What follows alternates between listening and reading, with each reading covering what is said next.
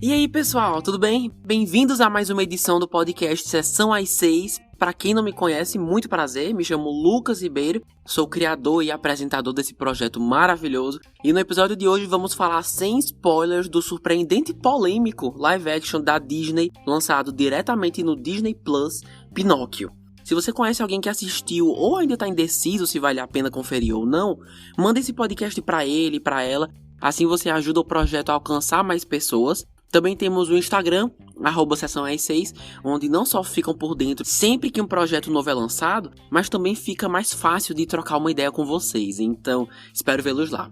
Como disse agora há pouco, não haverão spoilers, mesmo Pinóquio sendo um conto clássico super conhecido, há algumas mudanças na história e algumas surpresas bem legais, então nem se preocupem, vou falar só o que já foi revelado em trailers, teasers e por aí vai. Mas do conto original, vou expor um pouco sim, tá? Porque foi lançado há mais de 70 anos atrás, então acredito que não seja problema. E agora seguimos, como sempre, com a sinopse. Espero que gostem.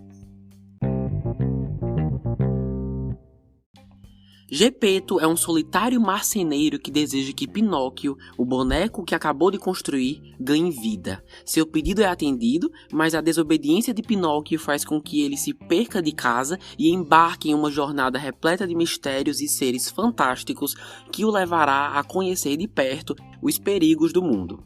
É dirigido, coescrito e coproduzido por Robert Zemeckis, conhecido por produções icônicas como a franquia De Volta para o Futuro, Forrest Gump, Expresso Polar e muitos outros. E como já foi mencionado, já está disponível no catálogo do Disney Plus sem custo adicional. Certo, começando dizendo que a animação original fez super parte da minha infância, assistia várias vezes e amava, mas quando cresci acabei deixando de lado e dias antes desse live action ser lançado pensei, por que não rever, né? A análise vai ficar mais completa e ao mesmo tempo eu revejo um clássico da infância. E realmente, foi ótimo, deu super pra sentir a nostalgia, ainda mais assistindo dublado, né, com as vozes brasileiras originais, e ainda somando com a animação 2D de 1940, quando foi lançado, e todas as músicas ainda por cima, foi bom demais. Porém, um lado chato de crescer é que você acaba percebendo coisas que nunca tinha percebido antes, e isso acaba afetando sim sua experiência. Mas nesse caso em especial é até bom perceber isso para evitar que se repita no futuro, né? Tô falando de que, bora lá, essa versão de 40 faz umas críticas pesadíssimas ao ramo das artes. Assim, eu entendi a proposta, é super claro o que eles querem dizer com esse aspecto e como isso contrasta com a vida de Pinóquio, mas tem uns comentários tão desnecessários. Uma hora, do nada, ele falou, eu não quero ser ator, eu quero ser inteligente. E eu fiquei... sabe? Outras cenas desnecessárias também que você fica sem acreditar que foi aprovado por um estúdio que tem as famílias como público-alvo são as que envolvem cigarros ou charutos. Um monte de gente fuma nesse filme, viu? Nossa senhora, homens, animais e crianças, muitas crianças. Tem uma parte em que um menino literalmente ensina Pinóquio a dar uma tragada num charuto e você vê tudo, assim, que eu fiquei chocado. E detalhe, eles ganham os charutos de umas estátuas de índios que só jogam pra cima mesmo, quem pegar pegou, como se fosse doce, sabe? Então, essas coisas eu não me recordo de ter visto quando criança de jeito nenhum. Vocês já devem ter passado por alguma situação parecida, muito provavelmente, mas e esse remake live action de 2022? Corrige tudo isso? É melhor que o original? Olha, se é melhor ou não eu não sei, mas é ótimo. Não só consegue passar aquela sensação de nostalgia para quem lembra do original, mas também traz uns elementos únicos bem interessantes. Então, começando pelo roteiro, diria que os pontos positivos são esses: nostalgia na medida certa, mas sem medo de adaptar alguns aspectos da história que conhecemos. Adaptar é a palavra-chave aqui. Algumas músicas estão de volta, eu falo mais delas daqui a pouco, e a história em si traz comentários para todo mundo, mas principalmente para as crianças, sobre lealdade, os perigos das consequências dos nossos atos, das nossas decisões, e como é importante saber prezar pela responsabilidade na hora certa. E essa última é nova, autoaceitação. que eu me lembre, não foi algo discutido na animação original, mas eu achei bem interessante o modo como apresentaram isso aqui, ainda mais indo pro final do filme. Mas, pessoal, é o seguinte, vocês devem ter visto que desde que esse remake saiu, uma onda de hate tomou conta da internet de forma super agressiva. Nossa, o pior remake que a Disney já fez. O que mais? A pior coisa que eu já vi na minha vida. Meu Deus, estragaram minha infância. E eu até entendo não gostar, é justo, ninguém gosta de tudo. Mas uma coisa é você querer boicotar Pinóquio. Gente, é Pinóquio. E nem tá nos cinemas, tá no Disney Plus. Quando eu vi isso, eu pensei, meu Deus, alguma coisa muito errada deve ter sido feita. Devem ter cagado com a história, devem ter colocado ainda mais estátuas de indígenas dando cigarro pra criança e só pode. E depois de assistir, não tinha nada disso. Porém, pra ser justo, li alguns comentários sobre o que poderia ter sido melhor, o que faltou na opinião de algumas pessoas, e realmente alguns pontos são bem válidos, então bora falar sobre os aspectos negativos desse roteiro. Primeiro, sem entrar muito em detalhes, mas alguns personagens, como Gepeto e Fabiana, trazem novidades, trazem relatos de acontecimentos marcantes em suas vidas, mas o filme nunca chega a explorar isso. Então, mesmo que o Gepeto, por exemplo, diga que o acontecimento X e Y mudaram sua vida para sempre, e mesmo sendo uma novidade pro personagem, eles não desenvolvem isso. Tirando o Pinóquio e o Grilo, os personagens não são desenvolvidos. Então, pra que se dar o trabalho de colocar todas essas novidades nas vidas dos personagens se a gente não vai saber de qualquer jeito, por não passar tempo com eles o suficiente, sabe?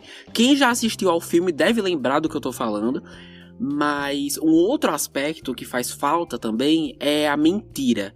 Também sem entrar em detalhes, mas todo mundo sabe que se o Pinóquio mentir, haverão consequências. E a animação dos anos 40 faz um ótimo trabalho dando a entender que isso traz consequências negativas. Que isso, ainda mais para um público infantil, tem que ser associado a uma coisa ruim. Aqui não é feito com o cuidado que deveria, levando em consideração que essa é uma característica tão marcante e específica do personagem. O senso de consequência para a mentira, pelo menos nesse remake, é meio desleixado. O que é uma pena você perceber que não teve o cuidado que a animação décadas atrás teve e o filme de 2022 não.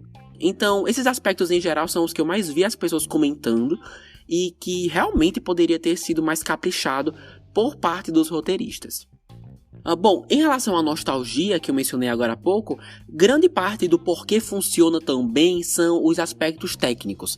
Com certeza esse filme não teria acertado esse fator em especial se alguns departamentos não tivessem se esforçado tanto, como claramente foi o caso. Então eu tô falando, por exemplo, do departamento de design de produção e direção de arte, que juntos dão vida a cenários e personagens que até então a Disney só havia feito em 2D. Então, tipo, a casa do Gepeto, seja a área interna ou externa, as ruas da cidade, a Ilha dos Prazeres, foi muito bem realizada, foi lindíssima. Os efeitos especiais também capricharam bastante nas sequências dessa ilha. Mas não foi só isso, o protagonista é animado, né?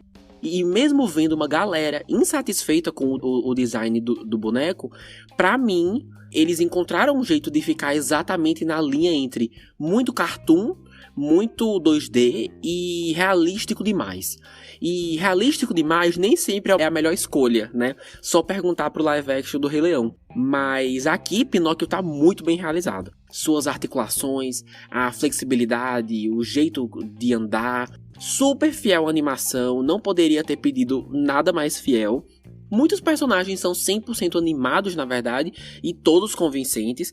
Cabelo e maquiagem ajudaram nisso muito bem também. Mesmo sendo digitais, é nítido que, se tratando de personagens como o Pinóquio e o Grilo Falante, esse departamento faz sim uma baita diferença. O protagonista se veste de maneira idêntica à sua versão clássica, então nada ousado quanto a isso, o que é ótimo. O Grilo tá um charme, só pelo trailer você vê como seu figurino marca a presença, a cartola, o guarda-chuva, bem colorido.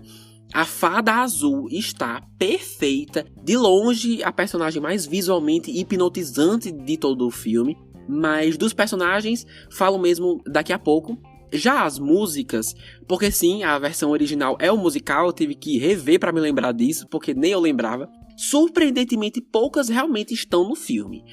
Ainda tem música sim, mas a maioria das originais ganharam pouquíssimo destaque. Inclusive, eu duvido que toda a letra tenha sido colocada no filme, acho que só trechos. E algumas são novas, olha só. Precisava? Não sei. Mas foi o que eles fizeram e o resultado foi ok. Não sou fã das músicas do original pra fazer questão que todas estejam no filme, sabe? Tem uma só que eu faço questão e ela tá no filme, então tudo ótimo. Sobre o elenco e os personagens, alguns deles são, bora lá, Pinóquio e Gepeto, interpretados por Benjamin Evan Ainsworth e Tom Hanks. Confesso a vocês que esse Benjamin Evan nunca tinha ouvido falar, mas fez um ótimo trabalho, dá pra ver porque ele foi escolhido. Sua voz é bem presente, sempre trazendo as entonações certas para um personagem tão inocente e que sabe tão pouco sobre a vida, né? Então, ele tá muito bem. Sua voz casou muito bem com a versão 3D que os animadores criaram, então, nota 10. E eu nem preciso falar que o Tom Hanks é a pessoa perfeita para interpretar o Gepeto, né? Eles são bem parecidos, tem uma faixa etária próxima, e quando entra no personagem, é idêntico. Quando eles davam um zoom no rosto dele, parecia que o Gepeto 2D dos anos 40 saiu do filme original e veio pra cá.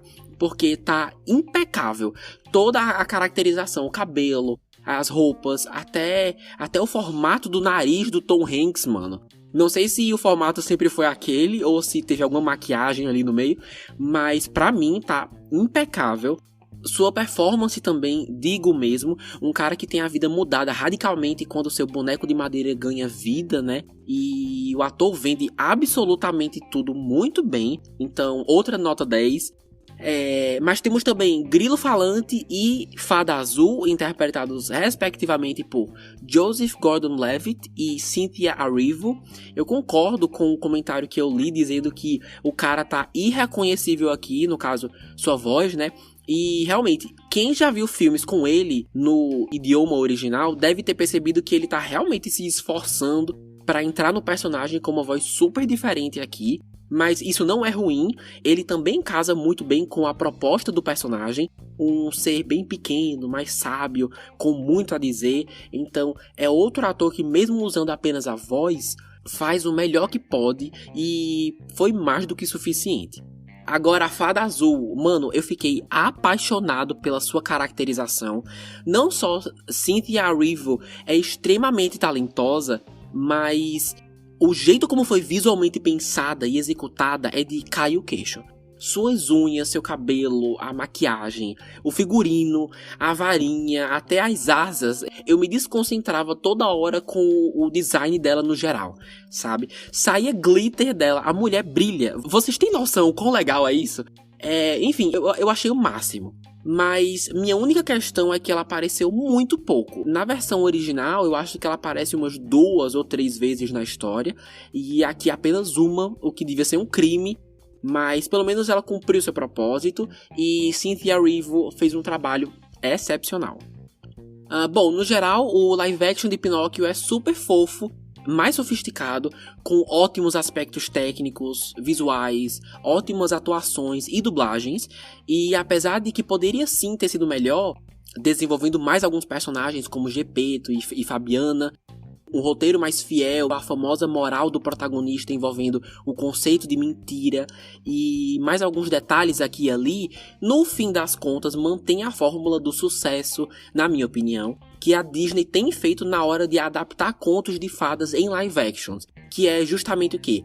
Ter a mesma história, ou uma história extremamente semelhante, que traga desde os acontecimentos mais importantes até aquelas cenas rápidas que são uma carta de amor para os fãs da versão original, porque assim você mantém o esqueleto da nostalgia, né, com referências e tudo mais, ao mesmo tempo em que não tem medo de ser mais sofisticado, de modernizar aspectos ultrapassados mesmo que não fazem mais sentido manter.